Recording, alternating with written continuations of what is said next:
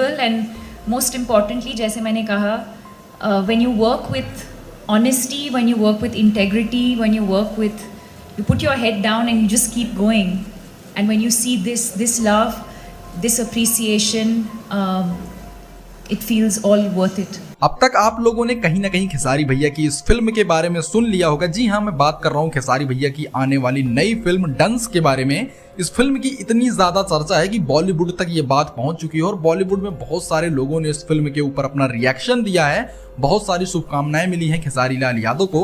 जी हाँ दोस्तों, जैसा कि आप लोगों को पता होगा कि एक टाइम पर साउथ इंडस्ट्री भी बॉलीवुड इंडस्ट्री से बहुत ज्यादा पीछे थी, लेकिन साउथ इंडस्ट्री ने जब अपने ऊपर काम करना शुरू किया तो आज वो दिन है कि साउथ इंडस्ट्री की फिल्में बॉलीवुड इंडस्ट्री को बहुत पीछे छोड़ चुकी हैं। अभी हाल ही खेसारी भैया भी कुछ इसी तरह के टॉपिक पर बात करते हुए नजर आए थे। उन्होंने भी कहा था कि वो बहुत जल्द एक ऐसी फिल्म लाएंगे जो कि साउथ के लेवल की होगी और बॉलीवुड इंडस्ट्री को वो पीछे करके मानेगी।